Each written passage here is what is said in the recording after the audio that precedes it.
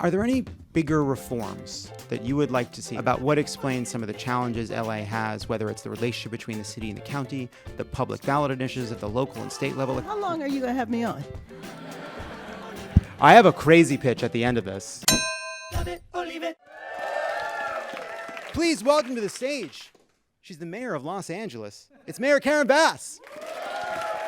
Hi, how you doing? Thanks for being here.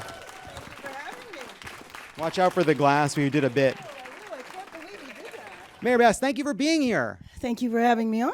All right, there's a lot to cover. So I want to start with what's obviously been happening in Los Angeles. So Border Patrol Chief Greg Bovino said in response to your comments describing certain ICE raids as kidnappings, what he said was, we're going to go even harder here in Los Angeles. If she wants to continue that rhetoric, it makes me want to go harder. What is your response to that? Well, aside from the fact that that's bullshit, but that just verifies the stunts. Do you know what he did today? What did he do today? So today, the governor was having a press conference around redistricting, right? Mm-hmm.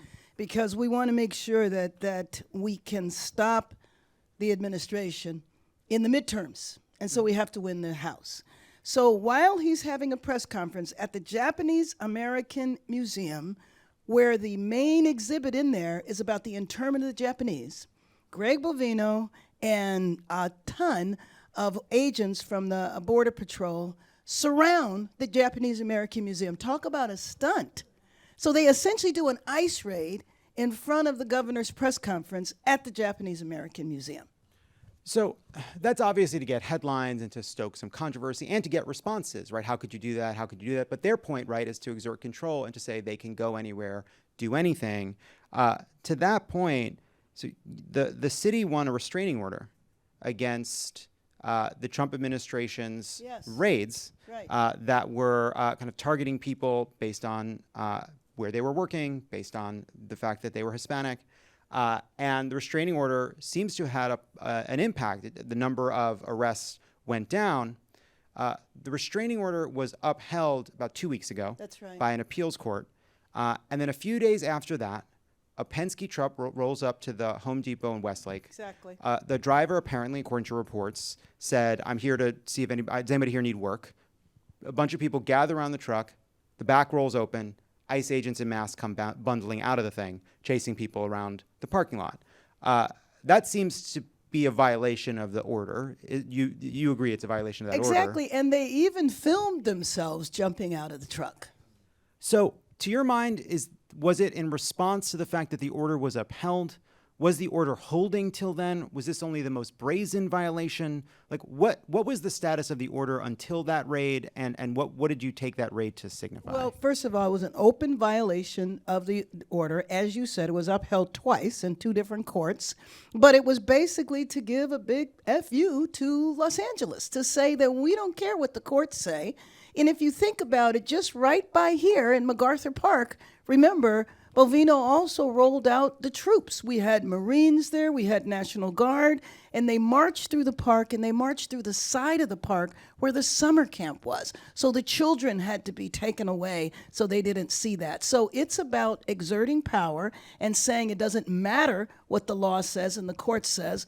We're going to take over Los Angeles whenever and wherever we choose to. But so I hear that. I'm just genuinely trying to understand what the status is. Like, to your mind, was the order holding? Were there lesser violations? And this is a brazen escalation, or what? No, I mean, again, the order has held, and there has definitely been a decline. So they're not doing what we had seen before, which is going down the street and snatching people off the street and literally kidnapping them. They haven't been doing that, but they have continued to do the Home Depots. They've had continued to do raids on specific locations. But the one today, the gentleman that was detained was right outside of the museum. He was actually driving a truck. So what are the tools that you have, that the police have, that the city has, that the county has to combat the Trump administration if it isn't going to follow the orders? Like, what happens next? So what happens next is that the administration has appealed to the Supreme Court. So we'll see what the Supreme Court says. Now, we don't expect the Supreme Court to really do what they are supposed to do, but it still could be a judgment that could keep the temporary restraining order in place. Then there is also a trial at the end of September to decide whether or not the temporary restraining order is made permanent or whether it's lifted. So what could happen is the Supreme Court judgment could come down before the end of September, or maybe not. We would wait and see. So, a lot of the ways law enforcement at various levels works with each other is predicated on the fact that they're all following the law. Exactly. If there is a temporary restraining order in place and they are violating it, what does that do in terms of the LAPD's obligations to the citizens of Los Angeles? If there are federal agents breaking the law here, at what point do you as the mayor have an obligation to deploy the LAPD in ways that protects people if there are people breaking the law, whether they're federal agents or not? Well, but see, this is why our democracy right now is being challenged, because we've never been in a situation where we had an administration that essentially is not abiding by the rule of law. So in theory, you could say, well, why can't the LAPD go out and arrest the Border Patrol? That's just not going to happen where you're going to have two different branches of law enforcement. Just imagine that. Both armed, going at each other in the middle, so that the federal government still supersedes the local government.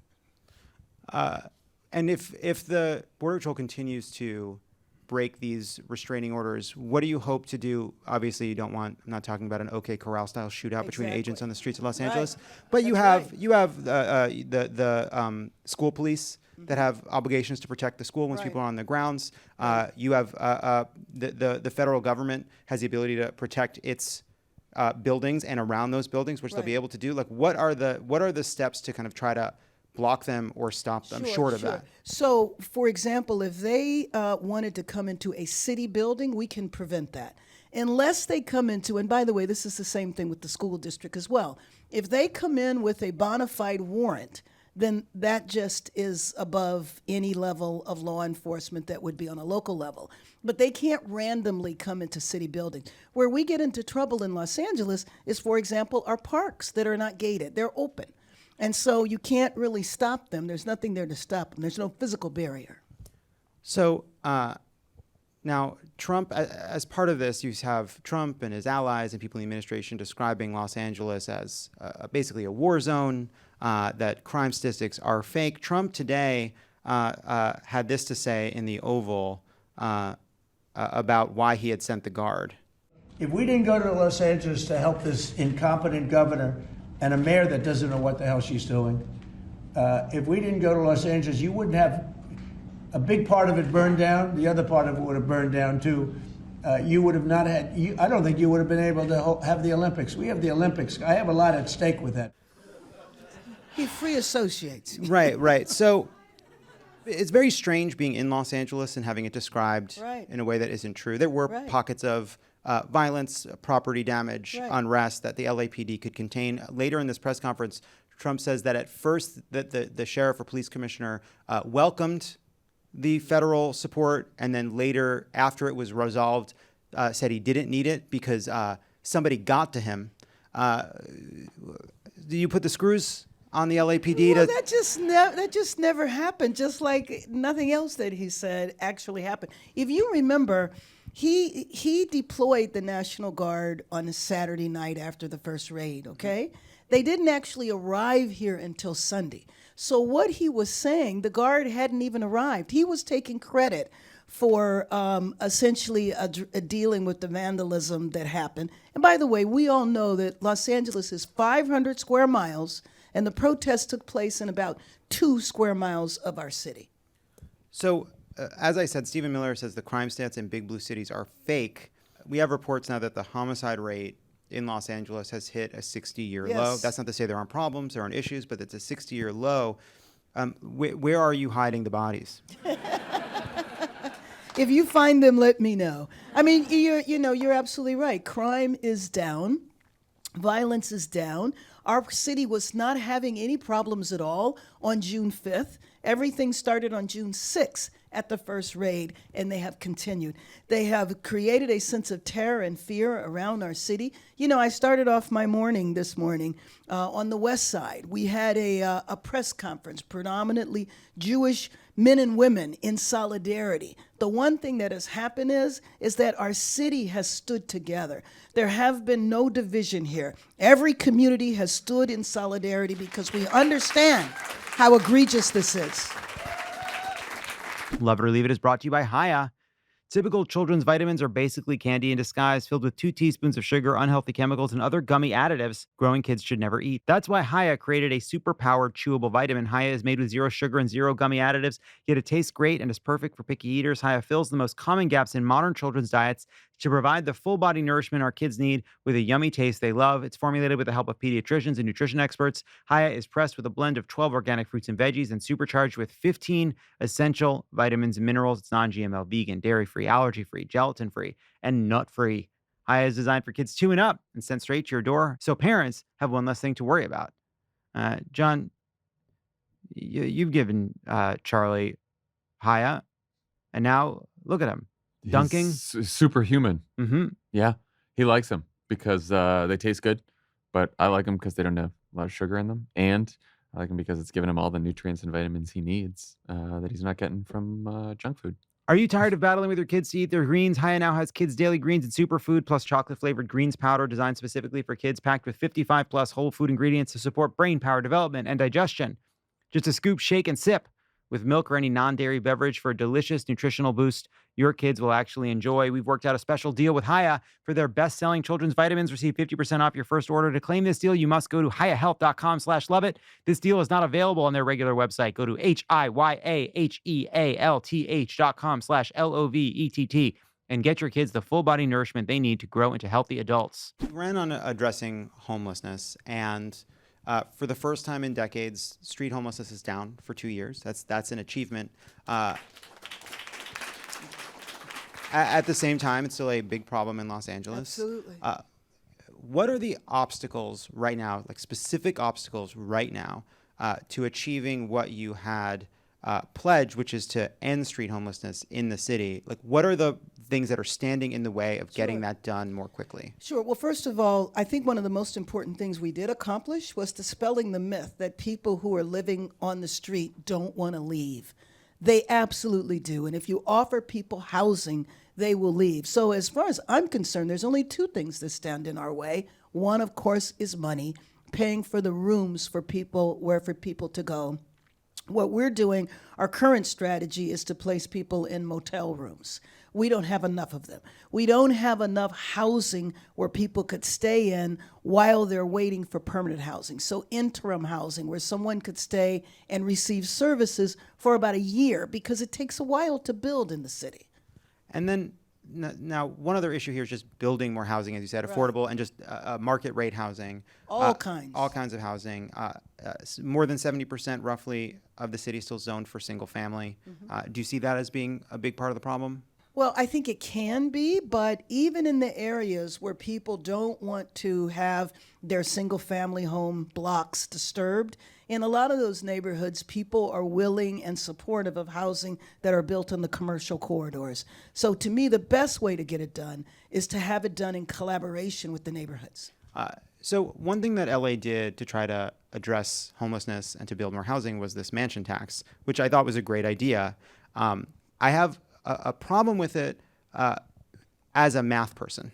And the problem with it I have as a math person is it isn't graduated, and so there are these cliffs in it, right? It clicks in at 5% and 10 and at 5 million and 10 million, which means rich people game the system. They do a bunch of maneuvering to get all the houses to be 4.999, which means it doesn't raise as much money. Then in another way, the tax doesn't just apply to mansions, which is great. It applies to the building of multifamily housing. Right. Is there any hope of changing that? What is the process? Because that seems stupid to me, because you have this tax, it's getting a bunch of money in, which is great, less than they thought because somebody was not good at math who wrote it. Shouldn't have a cliff in it. You could have had it be graduated. raise as much money, get the more money, get the same money from the mansion people, but without the cliffs. Stupid. But also, it's causing a decline in revenue that's coming in for things like schools and other things. And it may be making the problem in the long term worse by restricting the number of multifamily buildings. So what do we do? So let me just tell you that there are groups that are working on that right now to see if it can be adjusted, changed in some kind of way. We want to make sure we keep the resources for housing. But is there a way to address some of the unintended consequences? Let me tell you another unintended consequence. The people who survived the Palisades fire. If you survived the fire, your house was burned down, and you, for whatever reason, have to sell your lot, you shouldn't have to pay a tax on that. And so we're looking at that as well, carving out an exception for survivors of Palisades. It doesn't apply to Altadena. It doesn't apply to Malibu because they're not in the city of Los Angeles. Yeah, look, it's interesting though, because some of these things seem to be like ad hoc ways of addressing what are problems for everybody, like permitting issues, which you're trying, and then moving to get the permitting done much faster. But LA has a permitting problem, right? These tax issues create problems, so you try to solve them here, but seem to represent a problem more broadly. It seems like we have a problem of these interwoven different levels of government. We have the county government, we have the city government, we have these ballot initiatives. Like right now, there are these potentially dueling ballot initiatives. You have the Unite Here service workers battling the industry groups over the Olympic wage and the potential repeal of a tax that funds whole parts of the city. Mm-hmm. This doesn't seem like any way to run a railroad. Well, let me just tell you, our democracy is messy. Everything that you described is the case. I can add on to it, too, and say that a lot of times, whether you're talking to the ballot or initiatives that are done legislatively, people will pass laws, but they don't always take into consideration unintended consequences. A lot of times policies are passed very quickly with nothing in the policy to say, hey, let's check it out in 5 years and see if it's working, or maybe we need to make some adjustments. Are there any bigger reforms that you would like to see, now that you've been mayor for a couple years, that you've seen the city government so closely from the inside, about what explains some of the challenges LA has, whether it's the relationship between the city and the county, the public ballot initiatives at the local and state level? Like what? How long are you going to have me on? I have a crazy pitch at the end of this. So okay. I got two. I have a crazy pitch. Because what if LA County and LA City parted as friends? Yeah, well, there is actually, that's not that crazy. Hey, we'll still be friends. Mm-hmm. We'll exchange things like garbage. Mm-hmm. We'll exchange garbage and medicine. One of the divisions is the county provides social services, the city does not. Considering how big LA is, what if LA was its own county and city? That seems like a really good idea to me. I thought, let's do that. You're going to do that ballot initiative? Well, we got to do a lot. It's a lot of messy. It's messy. That's messy because we got to go to the state too, don't we? It is, yes. But let me just tell you, though, all seriousness aside, one of the things that I think is really important is that you got to fight for collaboration on all levels of the government. And it's fortunate for me, I have served on other levels of government, and so relationships, transfer. And I think it's very important that we try that. That we do that. So you think it's very important that we try leaving the county? No, I said that we continue collaborating. Okay. And we fight to collaborate. I hear you. Two more things I wanted to touch on. It's an emergency in Los Angeles. What's happened to our film industry, shooting things, making things in Los Angeles. It's heartbreaking because it's what made LA special. It helped make the United States, the city, the state, the country, like a beacon of culture. And we're losing business to Vancouver. We're losing business to Atlanta. We're losing business to Hungary for some reason. They're expanding the tax credit. There's a lot you can't control, but the tax credit's being expanded. You've done executive orders. You've assembled a council. You've talked about how to make cut down some of the bureaucracy. Right. What are the other obstacles to getting more production back in LA right now? And under the previous mayor, there was like a single point person that people could call if there was an issue. Do we need that? Yes, we do need that, and we actually are in the process of hiring a person to do that as we speak. That would collaborate also with Film LA, but it's an issue that's been very, very important to me. 3 generations of my family have been involved either directly or indirectly. But the film tax credit was something I worked on when I was in Sacramento. But when we did it, it was very small. We were just hoping that it would grow over time, but it didn't grow fast enough. Yeah. So I'm happy what we did, or what the legislature did now, but also focusing on what we can do here. So I met with people in the industry to say, why is it hard to film here? It isn't all doom and gloom, though, because we had about 11 TV shows that came back to film in Los Angeles. So I think we might be on our way. More to go. And what is the holdup to having that point person? Because nothing. There's no holdup. Okay, so it's going to happen. We're going to have that person. Yes. Great. All right, last question. This is just something that's bothering me. You're the mayor. Uh-oh. Something is happening out there on the streets, which is more and more people are tinting their front windshield and their passenger windows and their driver's windows. Now, the law is you can't tint your windshield, right, and you have to have only 70% of lights got to get through the driver's side and the passenger side. Yes. It's nice. Look, I'd love to be wearing sunglasses as a car during the day, but there's this thing called night. Yes. And there are stop signs, and it'll be high noon in Los Angeles. You pull up to a stop sign, you're looking at just a pitch black Tesla. Yes. What are we gonna do? We got to stop this. It's really dangerous.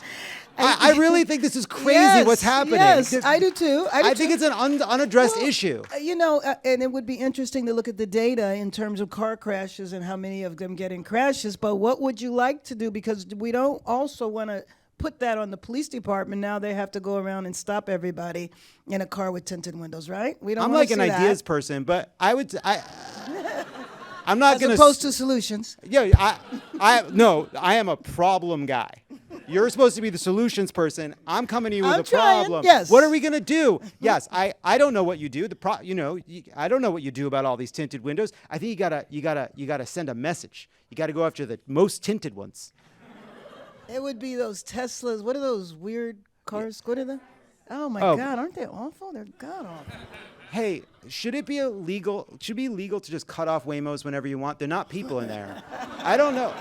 They're everywhere. I don't see them. I don't see them as people. I have some funny Waymo stories, but I'm not going to tell them now. I'll tell I- you off the record. Do you feel anger towards them? I feel anger and resentment towards them. I feel I mad. just want to see them in some parts of town. Okay. Oh, that's a lot to talk. That's interesting. Mayor Karen Bass, thank you so much for your time. Thank really you. good talking Thanks to you. for having me on. So great.